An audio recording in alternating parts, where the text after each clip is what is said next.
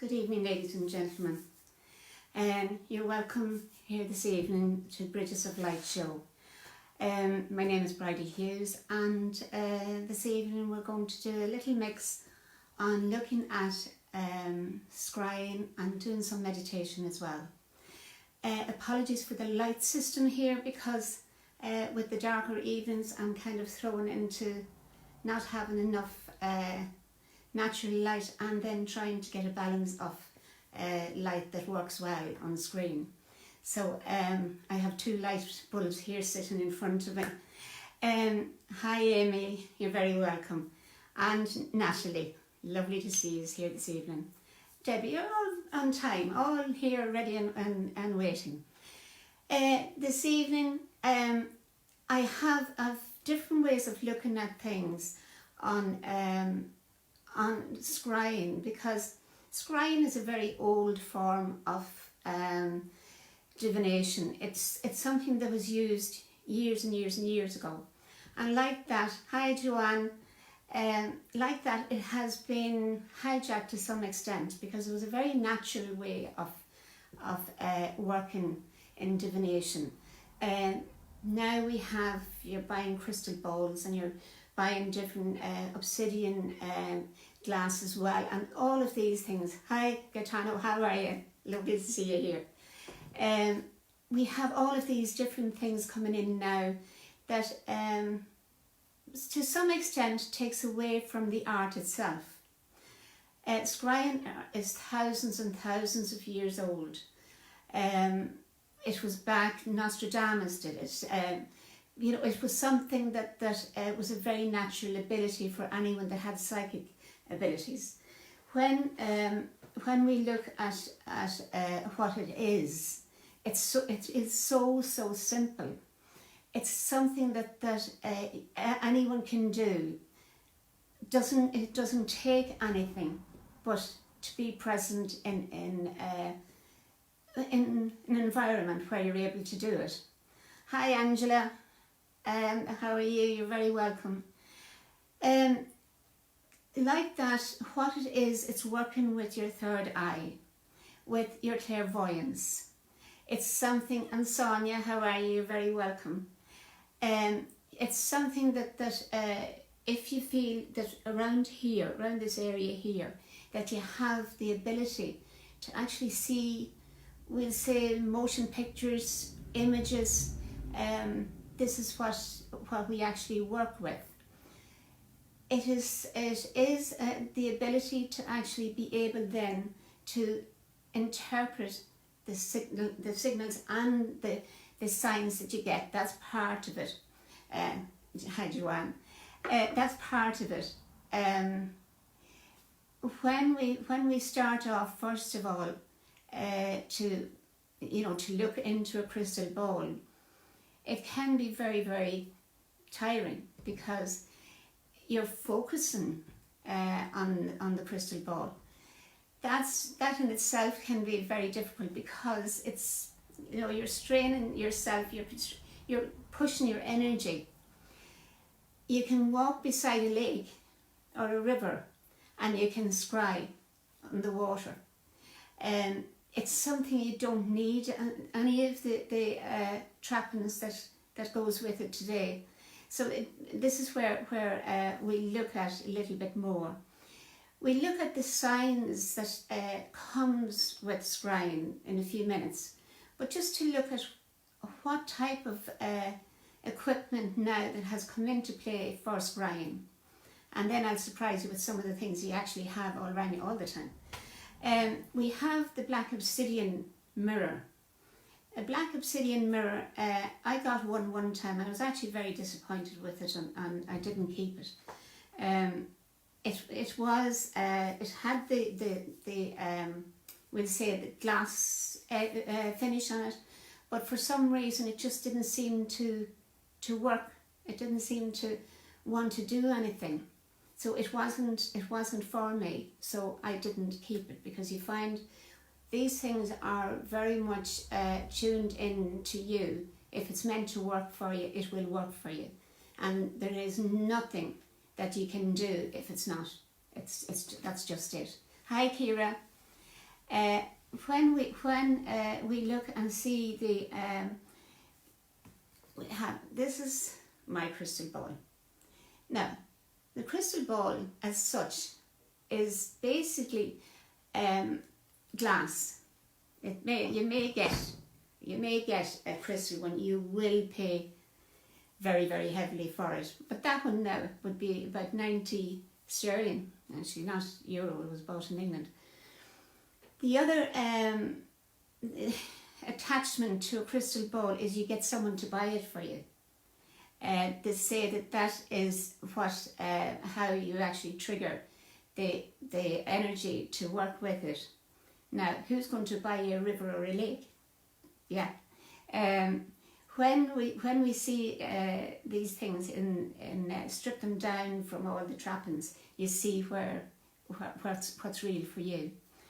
To have the idea that happens within a crystal ball is that as you look into it, on the bottom, now it's not possible really to give you a good example of what I'm talking, but you can see there at the circle, the white circle there, it came out better than I actually thought with the lighting. That's the area literally that you will look at. It's the bottom centre of it. Now what I would do would put a black cloth underneath that, not to have it white, because it's easier for your eyes to focus on that. It's easier for it's the peripheral vision that actually works on any of these things that you begin to see with the night vision eyesight. Hi Ashley. What we do, I'm learning to wave now at this. I didn't know I could do this before. Pardon me, I'm like a child when it comes to IT. I know nothing about it and it just mesmerises me every time I'm working with it. What we do is we're looking for formations of signs or things that actually will help. Hi Katia, how are you? And you're welcome. We're looking at you would have someone reading tea leaves and they'll have this kind of design and that kind of design, and they will be able to interpret. Well, it's a similar base. It's a similar type of theory behind it, that you will see symbols within the crystal ball and you will be able to interpret. Now, you interpret it through your mental vision. What you see is more or less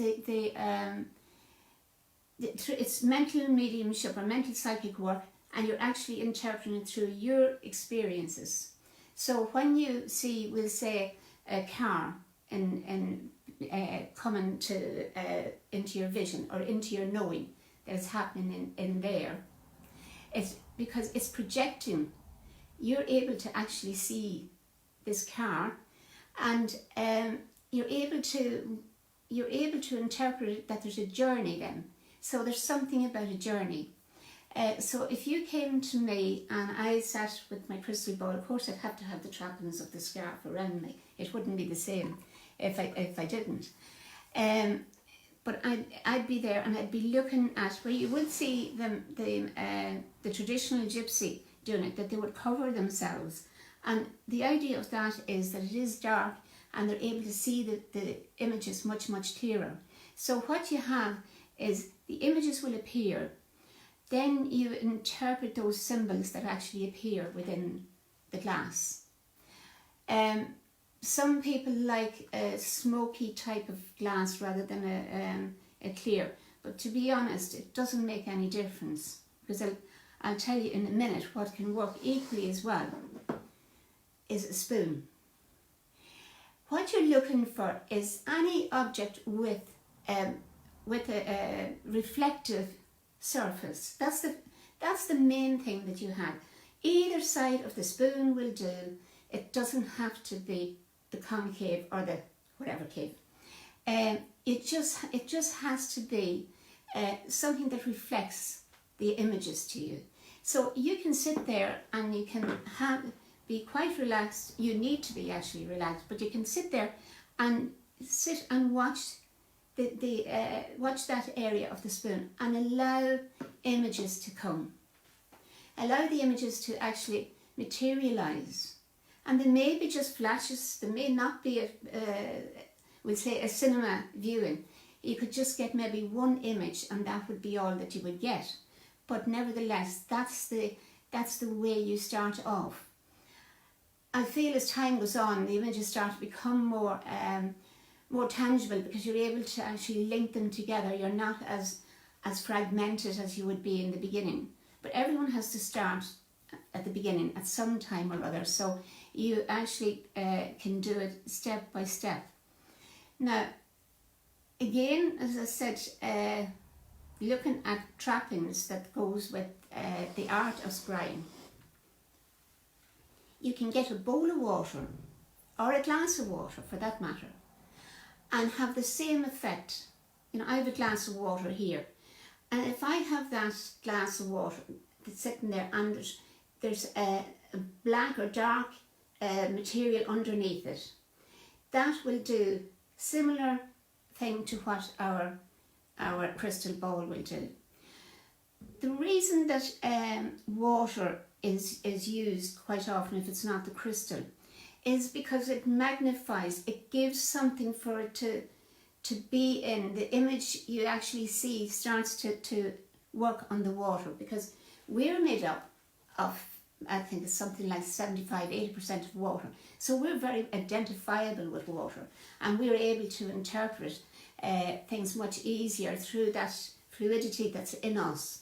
So when you have your images starting to appear, the reflection and deflection that goes on within the water helps the images to actually make sense. Hi Lynn, you're very welcome. And I'm going to wave. I'm having great fun waving this evening. And I thought I waved at Aisling, but I mustn't have. All right. There's no harm in having a bit of fun, because that's what makes life a lot easier for everyone. Okay, so when we'll say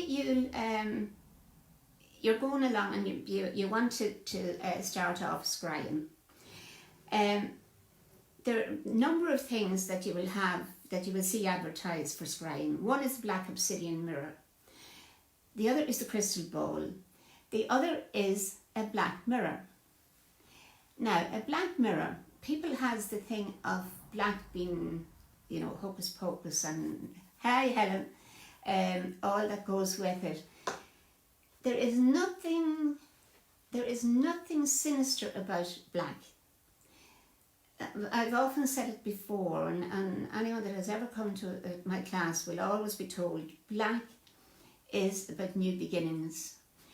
We were conceived in the darkness, we grew. You plant seedlings, you cover them in darkness, they grow. It gives energy for new beginnings. If we think of when we're in mourning, we go for black, and that's to conserve our energies. So never get caught up in the whole thing of black. You have to stay away from it. There is nothing to fear but fear alone. If you fear something, you're going to create an energy that is developing that fear into something. So my advice always is, within this whole metaphysical world, is that don't fear anything. Be respectful, because like attracts like, and nothing will happen within that framework if you respect yourself first of all, because you are light, and that will actually protect you. So this whole area that we talk about, that I see so much of it online, it scares me, but it scares me for a different reason, because it's putting fear into people that there is no need to fear. But as I say, you always respect energy, and you don't, if you're not happy with doing something, that's it, you don't do it. But don't designate black to be something sinister. The black mirror is something very, very simple. You get a piece of glass. This is what they call a black mirror. Piece of glass. clear glass. The two things you can do with it. One is you can paint it with black, preferably black gloss paint. The other, you can have a silk material, black silk material, and put it on the table and put your glass on top of it. And that's literally what they call a black mirror. The next thing you do is you actually take time out beforehand. You take time out to actually tune into your own spirit, because that's the most important aspect of all of your work. You take the time, you relax first of all, then you attune yourself to your spirit, then you actually go to do any work and you say a prayer, a simple prayer, not caught up in the religious aspect of prayer, a prayer that means something. It's your soul speaking outwards. So it's something that's very, very, I feel it's far more value to us to speak our own prayer and truth than it is to have something imposed on us and thinking that that's prayer. Because prayer is to the divine, and that's the divine within ourselves, in our spirit. So you do all of it, take all those lines into play, and then what you do is you sit.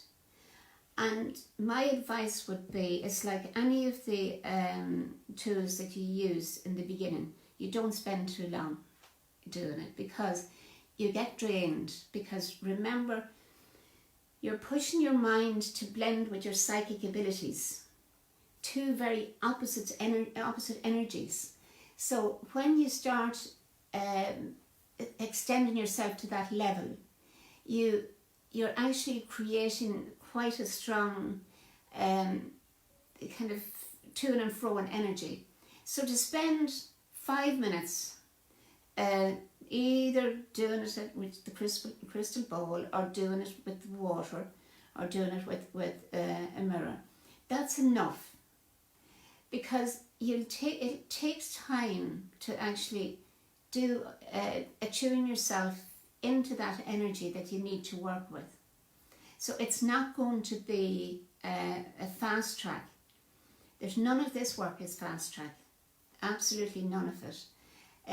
No matter how you go about it, there's nothing. It all takes time to evolve, and for you to actually begin to integrate that into your energy field.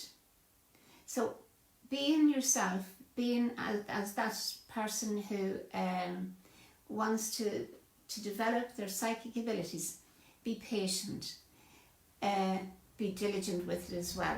When there's something happening that you don't understand, either ask someone, just stop at that point in time and ask someone then as that may be able to help you.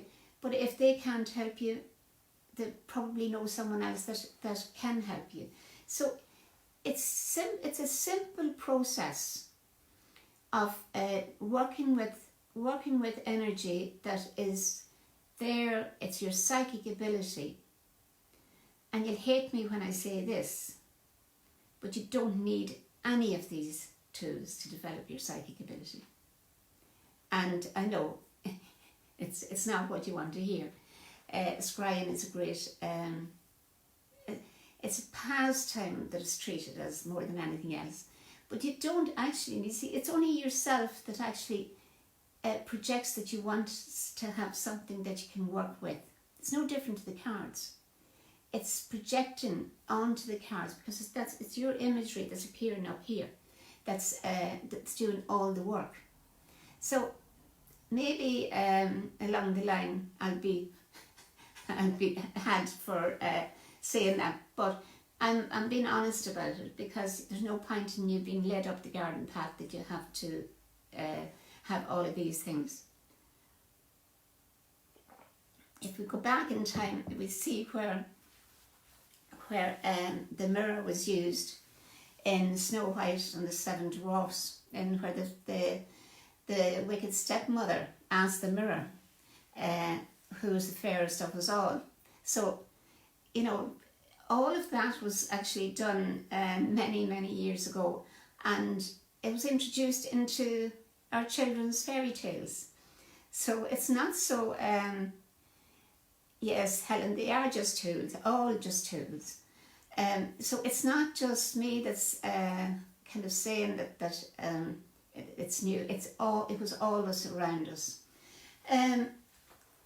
Yeah, when we have to look at sitting for any length of time, my advice would be that even when you become quite adept at it, still mind your energy, because working with psychic energy for a long length of time, you're using your central nervous system, you're using the energy that's heightening your psychic, your aura, and your whole energy field.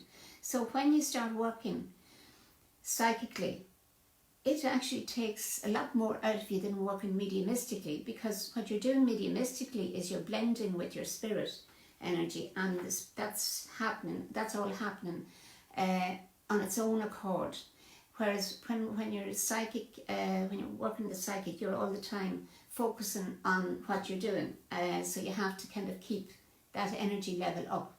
So that's one of the things I would say about it, that you need to be, you know, where I would give safeguards, that's one of the ones where I'd look at.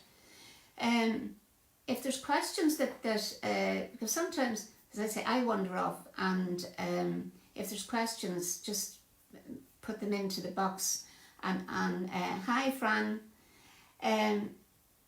Because I can be talking about different things that doesn't really relate to what you want. My thing about energy is that you will create the energy. If the crystal ball is for you, you'll generate the energy within yourself. As I said, it's about someone buying it for you. There's none of that really needed. If there was a crystal ball that you actually liked and seen one, there's nothing that is actually saying you need to have someone buying it for you. You can look at it and it attracts you. I had someone here a week or so back, and I had crystals in a bowl in the windowsill, and she was sitting beside the windowsill, and she picked a crystal up, and out of all the crystals that was in it, that was the crystal that came up, and it was in a little, it was a little small, wasn't fully circle, but it was almost a globe, and she just picked it up and into her hand. But it chose her rather than she chose it, because it just stood out from the rest of the crystals that was in it. So one of the things about that is that you'll have a crystal ball if you're meant to have it. For me, it's an ornament. It sits up on the shelf, and I'm not drawn to use it, because I feel it's not my way. I'm not particularly interested in doing psychic work anyway. But yeah, so when we look at scrying, we look at those things that are reflective. But have you ever come across someone who reads the clouds? Because it's scrying of a different nature. It's scrying in the formation, and I always remember being in a car with someone that was driving. It was over in England. We were driving the West Country, and all of a sudden, she started to read the clouds. Now, she was driving as well, I have to say. It wasn't just the best of experience. Well, I don't really mean that. But she started, and there was someone sitting in the back of the car, and she started talking about a young man. And the young man happened to be this other friend's son. But the imagery that this lady took from the clouds ended up that she was able to do a reading that, even though, you know, my idea about the busman as medium, that you don't switch on in appropriate places. But she actually did a reading for the lady, and it involved her son, but it involved her son at the level that the mother was what would you call it, anxious and concerned. But it actually was just as accurate as anything else could be used. It was a way of looking at how life can throw you into the different areas where your abilities will be identified. But apparently this lady, even though, hi Zara, even though she wouldn't consider herself a medium, but she would work a little bit with cards, and but scrying was, as far as she was concerned, was she could do it with the clouds. So there's people that will actually use everything and anything. You can do it with stones. You can do it. You know, that would be something that would have been done years ago, was to throw the stones and see how they formed. And it's another way of reading and doing what. Yeah, I know, Joanne. You see, we don't. It's that we're very limited in what we actually find out. I suppose because people hide it a lot. That's part of the reason. Now I don't know the name. I know there's a name on the art of cloud reading, but don't ask me the name of it now. But it's amazing when you find that there's people that can do all of these different readings. But you know, go back to what is it? It's your own ability being identified. You associate yourself with the clouds or with the stones. You know, there's people that, as I say, there's what's the name of it? There's people that throws, they're special stones now. They're not the runes, but they're other type of stones, and they throw the stones into an area. It's like a circle, and in that circle, whatever way the stones fall, it actually is. Yeah, I know the tea leaves, and that experience in my own family. Yeah, but whatever way the stones hit the outside and formed them on the inside, that was the way that this reading would go. So you'll find, explore yourself, explore your own abilities, because don't have it that someone is telling you what to do. If you find yourself looking at different ways of, unknown ways of reading, there's a tutor in the Art of Finley College, and there's a lady that usually be on here in the evening time, but she's not on today, but she'd tell you that this tutor gives her class empty crisp bags and asks them to do a reading on these empty crisp bags. And if the lady in question comes on, I'll get her to confirm this story. But yeah, she doesn't it just go to prove that you don't need anything to actually do your readings. You just need the to have the ability, and be willing to open up your mind and your heart to work with it. Because if you don't, you'll just keep searching and not accept. Get yourself probably get yourself a good overall book. See what's in it that would actually draw your attention. In the library, you will get the bigger books where it gives a range of divination that you could actually try, and there's where you'll see a lot of strange activities that you'd never think of, but yet and all very relevant. The scrying spoon, I suppose you have to polish the spoon. I suppose that's one of the things to keep it right. But you know, you can see just every bit as much how that works as you would with your crystal ball. No different. And again, that the water, the glass of water, have the dark material. As I say, it's easier when you have that dark material to work with, because your eyes are more, the peripheral vision will work much better in the darkness, so that the imagery will come. It's like when you go to bed at night, where you're between the two states. You know that you're awake, but yet and all you have those imageries coming through, and you know that you're lying there and you're awake, that you're still not asleep. So that's the type of world that you go into when you go into any of these areas that you use the tool that's like crystal ball. So you have the imagery appearing, and it kind of goes just as quick. It's no different than any other psychic abilities. It doesn't stay. You're not going to have it that you're going to slow it down. I've never come across anyone that has the imagery going at a slower pace. So just be aware that you have to be quick and alert to be able to pick it up. Yeah, I think that's about it on your on the scrying. What we're going to do this evening is do a lovely meditation, and one of the things that I find with when you do go to do guided meditations is different to sitting in the power and blending with your spirit. Guided meditations is more about going out in search of something, whereas blending with your spirit is about being present in your own energy field. That's very, very important.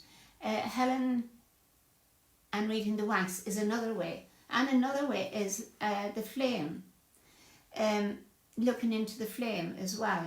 So I remember years ago we used to sit in a circle, and there was a candle put on the centre on the floor, and what we had to do was to read what we got from that candle flickering, because if you have the bigger wicks, it actually can give you quite a good range of imagery within that, and it was a lovely exercise to do.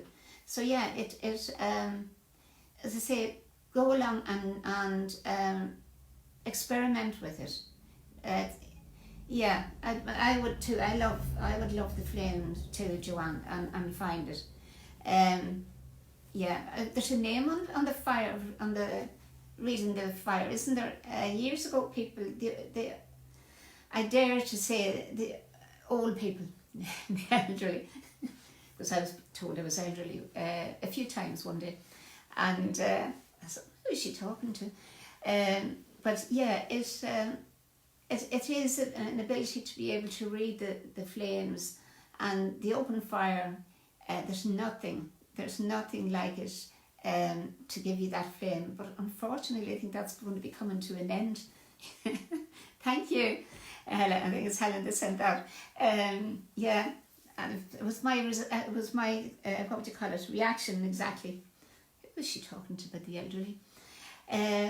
But yeah, to go back to our meditation. While I'm talking, what I'd say to you is to get yourself in a place where you're going to be comfortable, but not overly comfortable. What we don't want you doing is falling asleep.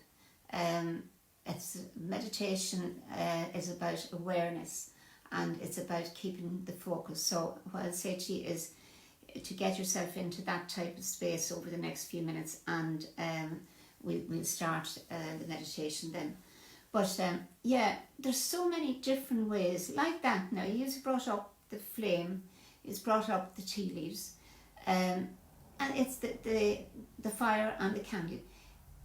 If we go back and even think in terms of conversations that we've had with our forefathers, I won't say the elderly,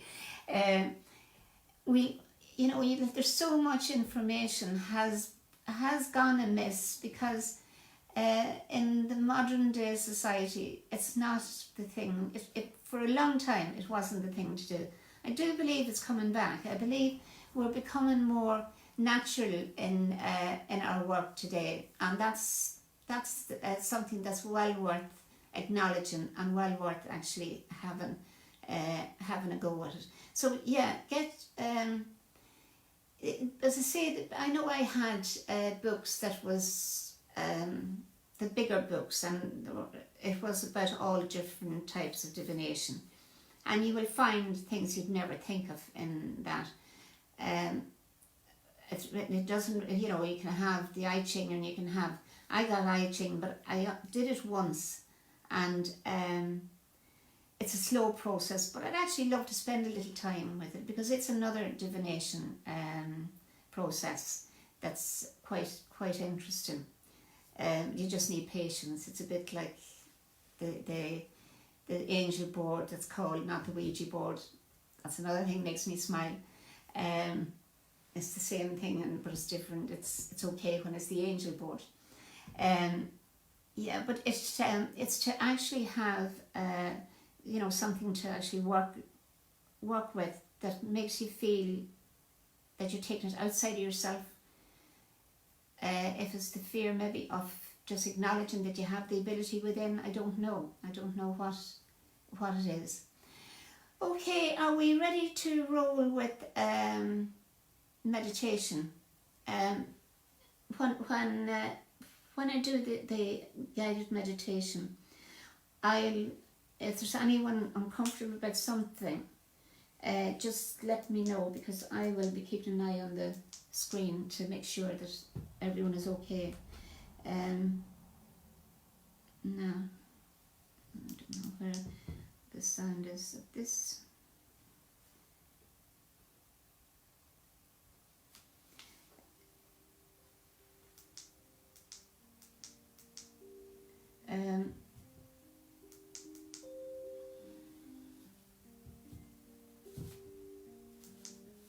The nice thing is, when you're sitting at home, you're not worried about someone watching you. I think that should be loud enough online. Okay, so just get yourself comfortable.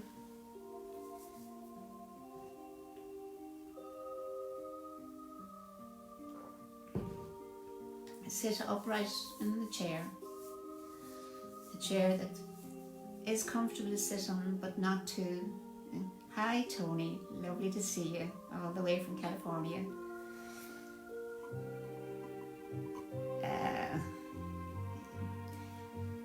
We're just starting, Tony, we're just starting the meditation. So that might be a little bit too loud. So make sure you're sitting in a chair that your back is well supported. When you are in a situation where you're relaxing, I'm just trying to get the level of this sound. Where you're relaxing, if your back is not touching the back of the seat, what you tend to do is slump forward, and what happens then is you're likely to fall asleep. So if you focus on, pull your shoulders back into the back of the chair, and you focus on having that awareness of your shoulders touching the back of the chair, that will actually help you to stay upright and not allow your system, because if you start to slump, melatonin starts to be produced and you tend to fall asleep. And there is no harm in falling asleep, let's face it, but it's just, if you want to stay with it, it's better. So if you're just sitting nice and comfortable, and I think I'll try this light off and see what happens. Yeah, that's better. One light would be enough. Okay. So just sit nice and relaxed. And be aware of sitting in the room.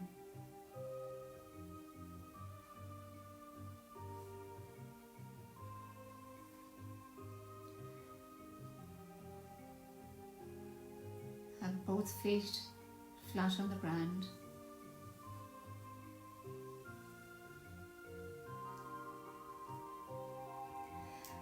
And place your hands on your thighs with your palms facing upwards.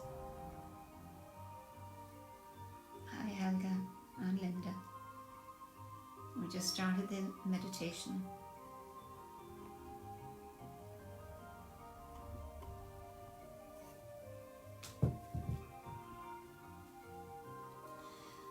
So sitting with your eyes closed, spend a moment to be present and aware.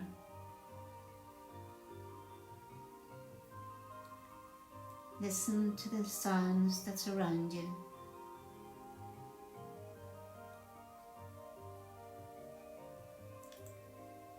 Listen to the silence.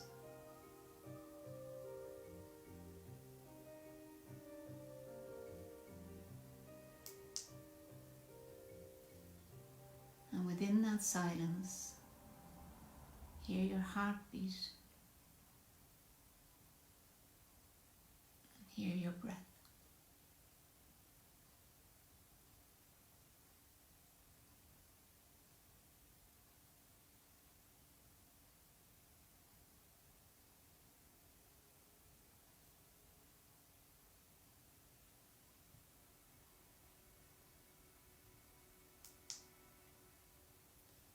Now working over 3 deep breaths. Each time you breathe in, expand your abdomen. Breathe deep down into the base of your abdomen. And as you breathe out, just allow your breath to take away any tension that you feel and pull your stomach muscles up into your diaphragm. Releasing and relaxing.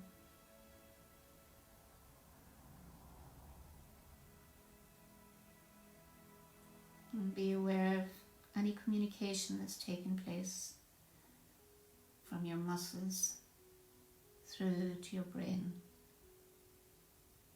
allowing information to flow freely, that anywhere that you feel tension, where you feel heat, cold, or no feeling at all, just be aware of that area.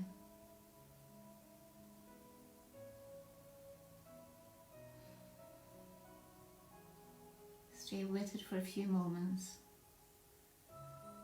and just focus on the area that you're being made aware of.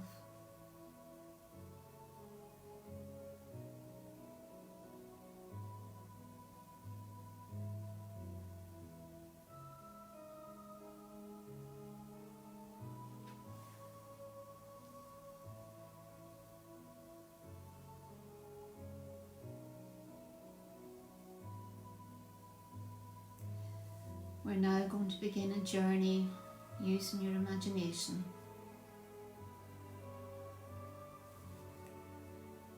Visualize yourself standing at your front door.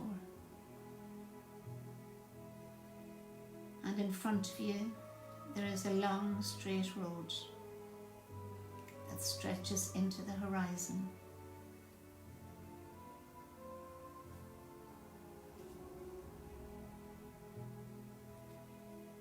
The sun has just risen above the horizon. It's sparkling in the distance. You look around you and you see the grass is covered with the early morning dew and is a beautiful rich green colour.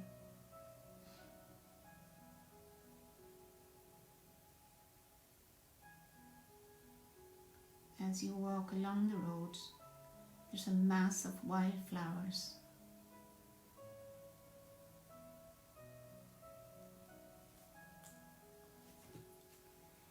The roadside seems to disappear as you find yourself standing in the midst of a field of poppies and wildflowers. You see tiny droplets of dew being shed by the flowers as they wake into the morning sun.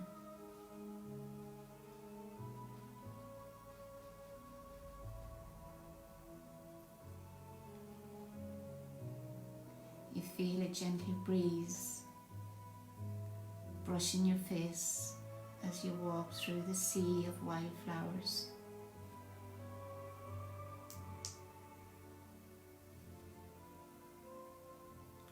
feel in harmony with Mother Nature.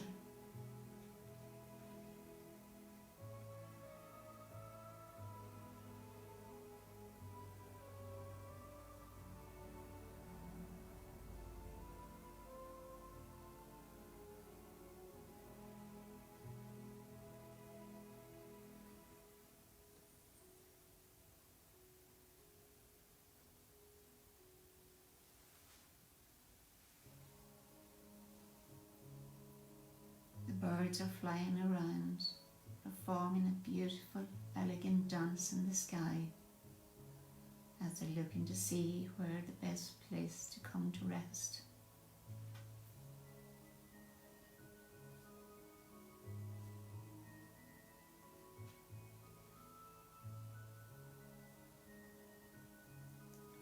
A small white bird comes into your view, and it seems to be more interested in you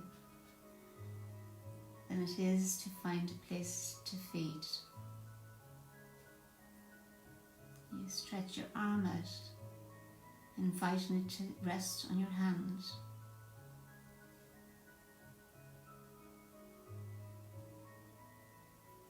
It lands on your hand and it begins to sing its beautiful song.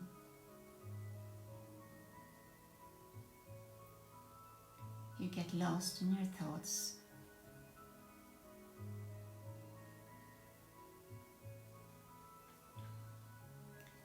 You're oblivious of your surroundings, and it feels like you're being mesmerized by the bird song.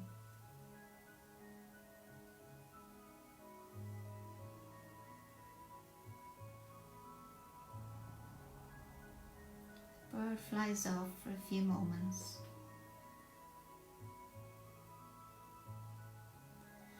Then it reappears with beautiful heart-shaped pink flower petals in its beak.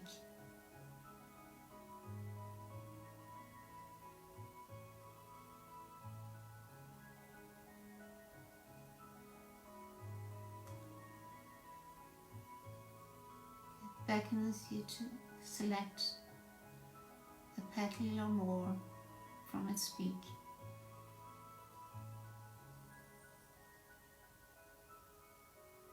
So you place one or more in the palm of your hand.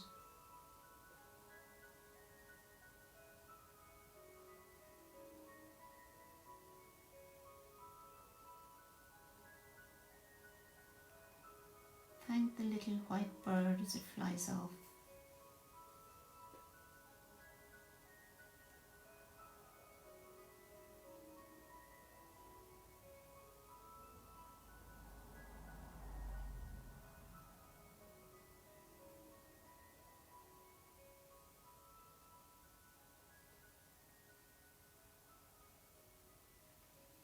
You know that you need to continue walking. So as you walk, you see a clearance coming up in front of you. It's a lovely meadow.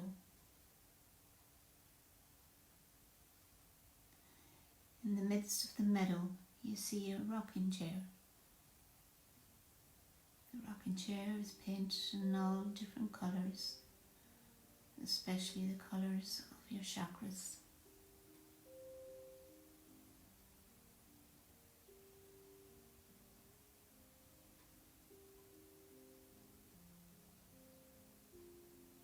Go over and sit on the rocking chair.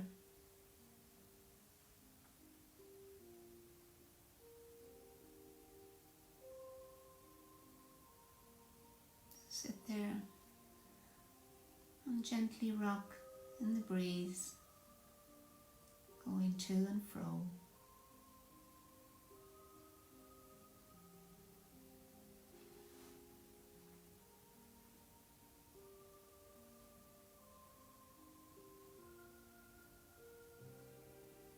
And from the corner of your eye, you see a lady has come and joined you.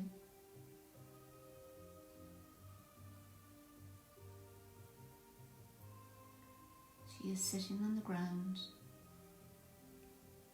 not saying a word.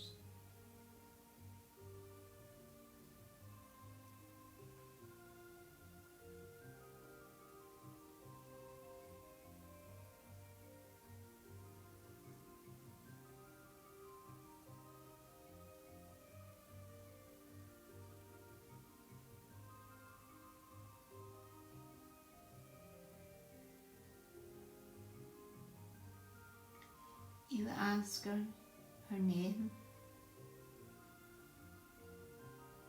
and where she's from, but she says nothing.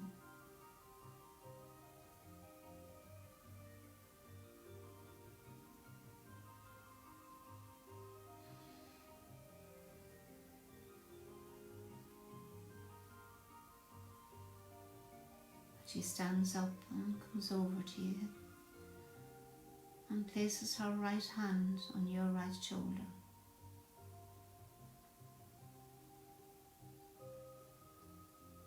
As she stands there, you feel the tremendous presence of love, of strength and healing.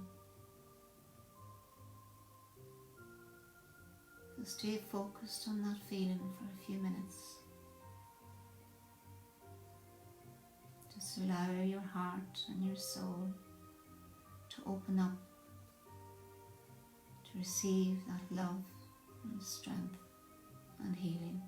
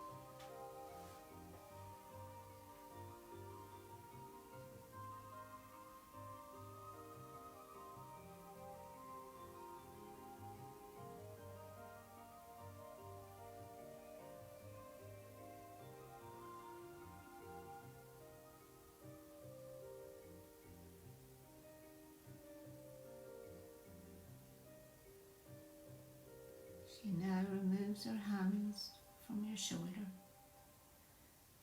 and she places her hand on your hand that has the pink petals. She gently opens up your hand and takes the petals.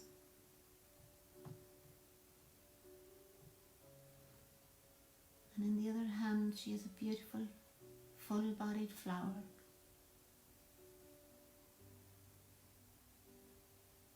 And she places the petals onto the full-bodied flower, and it just blends all together as if they were never removed.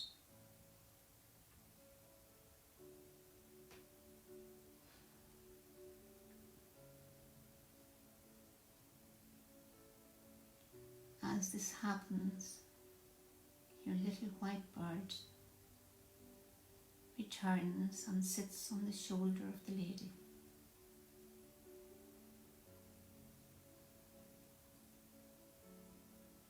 The lady turns and walks away, leaving you a beautiful scent of flowers.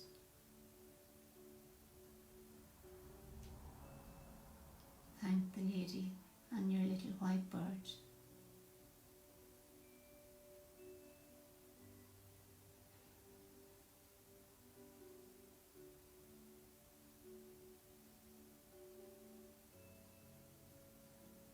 It's time for your return journey. So as you walk back towards your home, the roads come into your view. And as you open your front door, you're aware of the change in your energy. You now know that the lady was your healing guide, and the little white bird was one of your angels.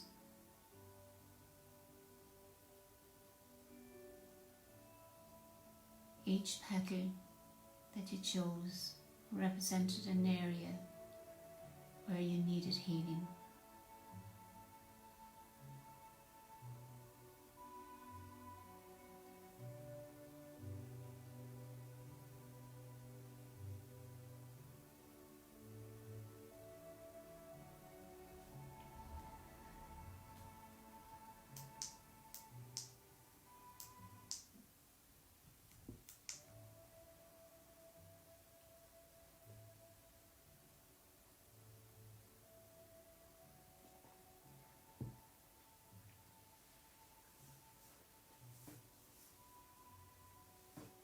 So now just come back into awareness of where you're sitting.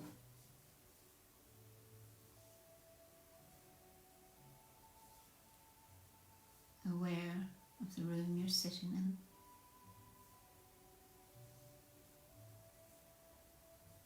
And of your environment.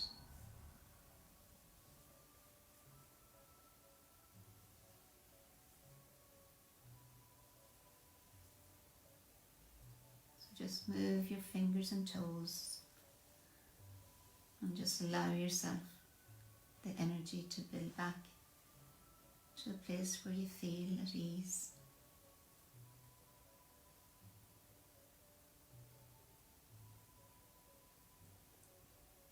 Okay. We've had a few joining us. We have Mary, Helena. Helena's going to join later on. She's going to watch it later. And Deborah and Helga. And Linda. I don't think I said hello to Linda before starting. Yeah, it was that meditation. I felt there was a lot of back pain. That was one of the things earlier. As I say, I never really know what I'm going to be doing until nearer the time, because I just hand it over and say, you know, whatever's needed. But I felt there was a lot of back pain that it's one of the few pains I don't have myself, thankfully. And that was being impressed on me. So I feel that anyone that is experiencing back pain at the moment, I would say to you to sit with it and not move for a while, because it's not, when we come to an end, it just doesn't say close the door and that's it. Healing takes time, and when you need to give yourself the time to focus and be aware of allowing your guides to work with it. Your third eye, Joanne, yeah, it's telling me something, isn't it?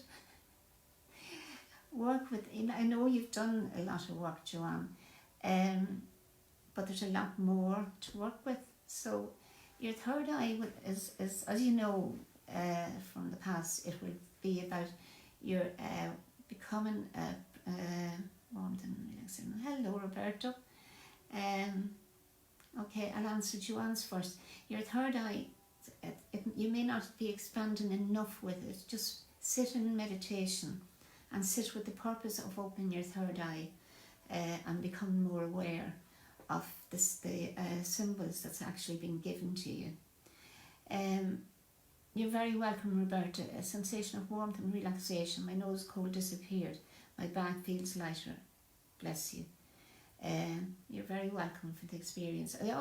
I feel that there is a need for meditation. In the beginning I didn't feel there was, but I felt as time went on there was people asking, and so I decided then to kind of integrate it into most sessions, because somehow or other there's always someone who has meditation. It gives you a great grounding, because you have to take time out to do it. So it's special time for your spirit and your soul. So it's something that we can always work with. We're coming to the end because there's another show starting in a couple of minutes. And I'd like to thank you, Natalia. You're very welcome. You're all very welcome here this evening, and I'll be back in 2 weeks, and we will explore more of the metaphysical. I'm hoping to get a system set up, but hoping I am still, where I'm able to bring on guests, but it's just not straightforward. I have to get some tuition first of all, and I had to work it, but I have to get the system in place. So I'd like to say good night and have a lovely weekend, and thank you all, because you're all part of collective consciousness for helping healing, and that's the most precious gift we can give ourselves first of all, because that's what we have to do, is work with our own healing, and to share then what we have surplus. And no matter where we are in the world, this happens. So bless you all. Good night, and thank you for joining me.